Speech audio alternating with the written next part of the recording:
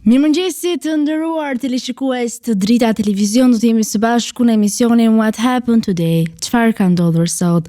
Data sot shënon 2 prill dhe ne kemi përgatitur disa informacione në lidhje me ngjarjet më të rëndësishme që kanë ndodhur në këtë datë, ku ju ftoj që t'i ndiqni.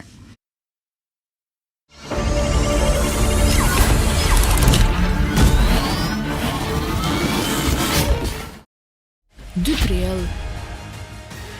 Ngjarje 1991, gjatë demonstratës antikomuniste të zhvilluar në Shkodër, mbetën të vrarë nga policia 4 të rinj: Arben Broci, Nazmi Kryezio, Bujar Bishinaku dhe Besnik Ceka, të njohur dhe si dëshmorët e prillit. 2004, Bullgaria, Estonia, Lituania, Letonia, Rumania, Slovakia dhe Slovenia pranohen në NATO. 2009, Shqipëria pranohet në NATO.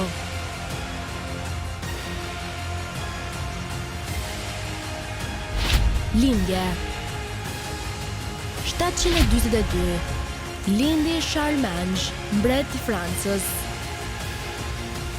1805, lindi Hans Christian Andersen, shkrimtar danez. 1879, lindi Aleksandr Mojsiu, aktor austriak me origjinë shqiptare. 1976, lindi Daskin Ambikava, dublues anonimesh. Vdekje 1974, vdiq Georges Pompidou, politikan francez. 2005, vdiq Papa Gjon Pali II, kreu i Kishës Katolike. Festa dhe përvjetore, dita botërore e autizmit.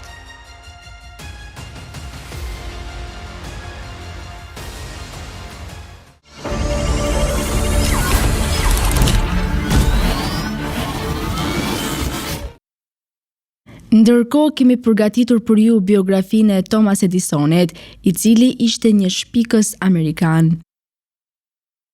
Ai ka lindur në Ohio të SBA-s më 11 shkurt të 1847-s. Shpikjet e Edisonit, ku përfshihen dhe përsosja e llampës elektrike dhe gramafonet, e transformuan rrënjësisht qytetërimin modern dhe ndikuan që shekulli 20 të bëhej një nga epokat teknologjikisht më progresive në historinë e njerëzimit. Përveç llampës elektrike, ai ishte autor i shumë shpikjeve të tjera, ndërsa kontributi më i qëndrueshëm i Edisonit në jetën moderne do të mbetet gjithmonë llampa ikandashente. Ai mori gjithsej 1093 patenta për shpikjet që realizoi së bashku me stafin e tij. Disa nga shpikjet e Edisonit përfshin fonografin, makinerinë e parë që mund të kapte dhe riprodhonte zërin, stilolapsin me shablon, një instrument shkrimi i fuqizuar nga energjia elektrike, transmetuesin prej karboni që përmirësoi volumin dhe qartësinë e zërave në telefon. Po ashtu, ai gjithashtu ndihmoi në përmirësimin e shpikjeve ekzistuese, si treguesi aksioneve dhe telegrafi automatik. Pati shumë fëmijë të cilët i edukohen me të gjitha mënyrat e mundshme për t'i dhënë dashuri për dijen. Në 2 marteset e tij, e para me Mary Stewell nga viti 1871 dhe deri në vdekjen e saj në vitin 1884 dhe e dyta me Mina Miller në vitin 1886, Edisoni pati 6 fëmijë. Ai u përpoq të rrënjoste tek secili prej tyre dashurinë për dijen dhe pse metodat e tij nuk ishin gjithmonë të këndshme. Në vitin 1890, fuqia elektrike e rrymës direkte e Edisonit po konkuronte për epërsi me fuqinë e rrymës alternative të Nikola Teslës. Gjatë kësaj kohe, Edisoni dhe mbështetësit e tij argumentuan se rryma alternative ishte rrezikshme dhe u përpoqën ta vërtetonin këtë, duke goditur kafshët me këtë rrymë. Kur Edisoni ishte 28 vjeç, ai bleu një fermë në Ratian Township, New Jersey, të cilën e përdori si shtëpi dhe laborator. Pikërisht aty, për gjatë një dekade, Edisoni dhe stafi i tij shpikën më shumë se 400 artikuj, por ai vend ishte dhe vendodhja e disa tragjedive. Në këtë vend, vdiq gruaja e parë e Edisonit nga një mbidozë e morfinës. Disa nga vëllezërit dhe motrat e tij patën një fat të keq. Ai kishte gjithsej 6 vëllezër e motra. Kur ai lindi, në vitin 1847, ishte fëmia e 7 dhe i fundit i prindërve dhe nuk mundi që të njihte të gjithë motrat dhe vëllezërit e tij për shkak se ata kishin vdekur në moshë të hershme. Lufta civile e SBA-s nxiti interesin e Edisonit për shpikjet. Kur ai ishte 7 vjeç, familja e tij u zhvendos në banim në Port Huron, Michigan. Edisoni ishte një nxënës i painteresuar për shkollën, ndaj u arsimua në shtëpi nga nëna e tij. Në moshën 15 vjeçare, ai vendosi të udhëtonte në SBA, duke dërguar dhe marrë mesazhe përmes telegrafit për trenat dhe ushtrinë e Unionit gjatë luftës civile. Ajo përvoj frymëzoi dhe pasionin e tij të mëtejshëm për shpikjet. Disa mendojnë se sëmundja ishte çuditërisht një faktor kyç në suksesin e tij. Edisoni vuajti që nga fëmijëria, nga problemet të theksuara me dëgjimin. Askush nuk është saktësisht i sigurt se çfarë i shkaktoi ato. Edhe pse vetë Edisoni fajsoi një drejtues treni në një rast, pasi ai e ngriti në ajër duke e kapur për veshësh. Gjithashtu mund themi se ai nuk ka pasur dëme shumë të mëdha me dëgjimin pasi arriti të dëgjonte dhe të shpikte mjaft shpikje të ndryshme. Tani do të kalojmë në rubrikën edhe shëndeti. Sot kam përzgjedhur për të folur rreth vlerave ushqyese të frutit arhat. Fruti arhat është një ilaç i ëmbël dhe i freskët që ndihmon në përmirësimin e tretjes, pastrimin e nxehtësisë dhe eliminimin e toksinave. Karakteristikat botanike. Bima është barishtore, shumë vjeçare, ngjitëse. Trungu mund të jetë i gjatë, 1 deri në 3 metra. Përbërja kimike, ai përmban vitaminë C, hekur, zink, mangan, glukozë, nikel, kallaj dhe shumë element gjurmë të mirë për shëndetin. Antioksidant. Fruti përmban shumë ogrosid, përbërësi që përbën ëmbëlsinë karakteristike të frutave. Kjo substancë është vërtetuar dhe shkencërisht se ka efekte të fuqishme antioksidante, ndihmon në ngadalësimin e procesit të plakjes, mbrojtjen e qelizave në trup nga sulmi i radikaleve të lira dhe parandalimin e sëmundjeve.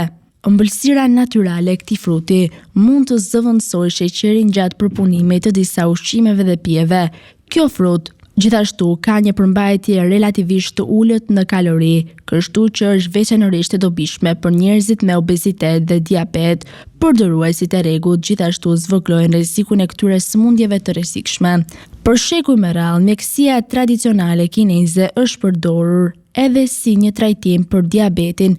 Kjo barishte vepron duke ulur nivelet e sheqerit në gjak, duke stimuluar pankreasin të prodhojë më shumë insulin. Në këtë mënyrë redukton simptomat e diabetit në mënyrë natyrale.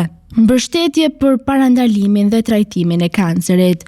Antioksidantët në frutin e arhatit kanë aftësinë të pengojnë përhapjen e tumoreve duke parandaluar përhapjen e qelizave kancerogjene. Efekti antibakterial i këtij fruti mund të zëvendësojë antibiotikët në rast të infeksioneve jo shumë serioze. Gjatë disa studimeve mbi pacientët me prishje të dhëmbëve, studiuesit zbuluan se kjo bimë ka një aftësi të mahnitshme për të frenuar bakteret.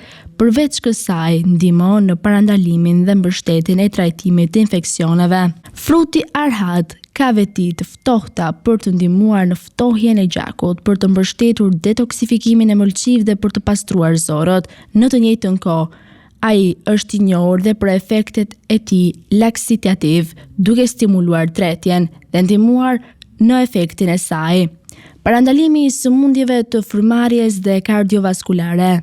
Konsumimi i lëngut ose i frutit mund të ndihmojë në parandalimin dhe mbështetjen e trajtimit të sëmundjeve të frymarrjes si kolla, bronkiti dhe laringiti. Tani u ftoj të ndiqni parashikimin e motit në territorin shqiptar.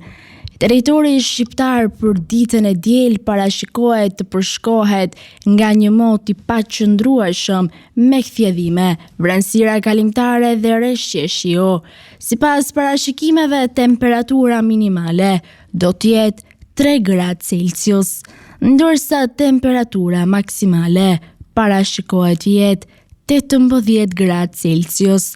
Era do të fryjë me një shpejtësi mesatare 1 deri në 12 metër për sekond në drejtimin veriperëndimor, çka do të bëjë që të krijohen dallgësime deri në 4 ball, ndërsa temperaturat minimale dhe maksimale në disa qytete kryesore të Shqipërisë do të jenë si vijojnë: Shkodër 10 deri 18 gradë Celsius, Kukës 3 deri 7 gradë Celsius, Peshkopi 7 deri 14 gradë Celsius, Tiranë 10 deri 17 gradë Celsius, Durrës 12 deri 17 gradë Celsius, Kavaj 12 deri 18 gradë Celsius, Elbasan 10 deri 16 gradë Celsius, Berat 10 deri 15 gradë Celsius,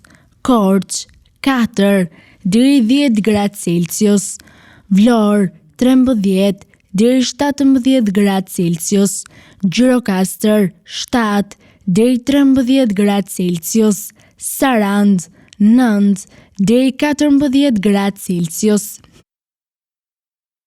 Tani ju ftoj të ndiqni parashikimin e motit në territorin e Kosovës.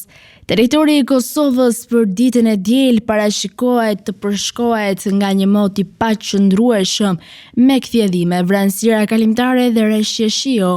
Sipas parashikimeve, temperatura minimale do të jetë 3 gradë Celsius, ndërsa temperatura maksimale parashikohet të jetë 15 gradë Celsius.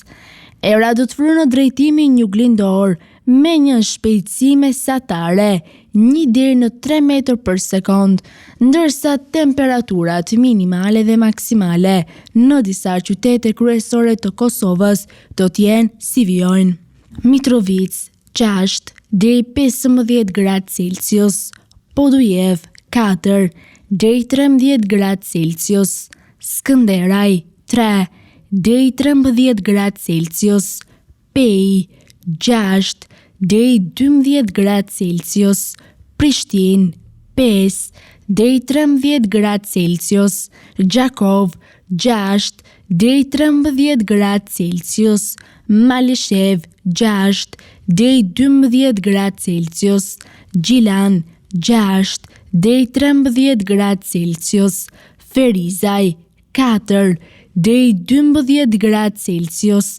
Kaçanik 5 deri 12 gradë Celsius, Prizren 3 deri 11 gradë Celsius. Të nderuar teleshikues të Drita Televizion, kjo është gjithçka e përgatitur në këtë emision. Ndërkohë ju ftoj ta ndiqni në rrjetet tona sociale: Instagram, TikTok, Twitter dhe Facebook. Ndërkohë, nëse dëshironi që ta ndiqni live, mjafton të klikoni në web drita.tv. Kjo ishte gjithçka e përgatitur në këtë emision dhe ju ftoj të ndiqni programacionin në vijim të Drita Televizion.